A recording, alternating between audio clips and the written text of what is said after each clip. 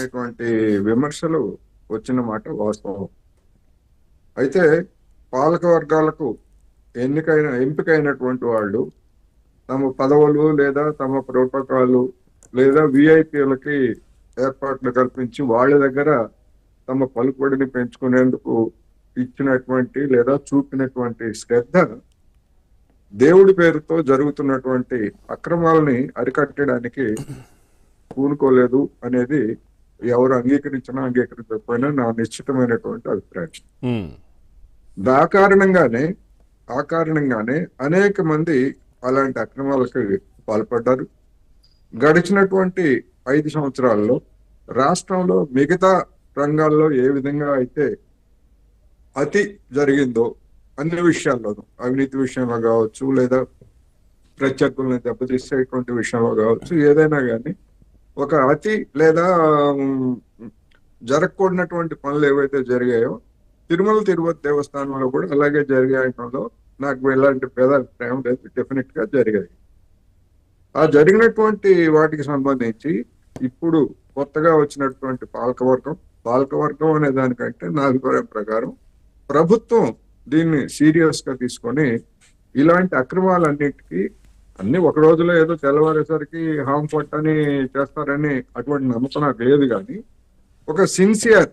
ఒక serious beginning అనేటువంటిది ప్రారంభించకపోయేట్లయితే ఇప్పుడున్నటువంటి అధికార వ్యవస్థ కానివ్వండి లేదా ఎందుకంటే తెల్లవారేసరికి వాళ్ళు ఎవరు మారిపోరు కదా మొత్తం. అవును అక్రమాలకు పాల్పడేటువంటి వాళ్ళకి లేదా వాళ్ళకి ఏజెంట్లుగా ఉన్నటువంటి వాళ్ళకి అధికార యంత్రాంగంలో ఉన్నటువంటి వాళ్ళకి అవినాభావ సంబంధాలు అనేటువంటిది లేకుండా మీరు చెప్పినటువంటి అక్రమాలు, గదులు కావచ్చు, దర్శనాలు కావచ్చు, ఏవి జరగవు. అందుకని ఇప్పటికైనా ఒక సిన్సియర్ ఎఫర్ట్ పెట్టడం ద్వారా చేయాలి అనేది నా ఒకటి. రెండోది, గతంలో జరిగాయి, ముఖ్యంగా గదుల విషయంలో జరిగాయి అని చెప్తున్నటువంటి దాని మీద దాన్ని పట్టుకోవడం పెద్ద కష్టమేం కాదు.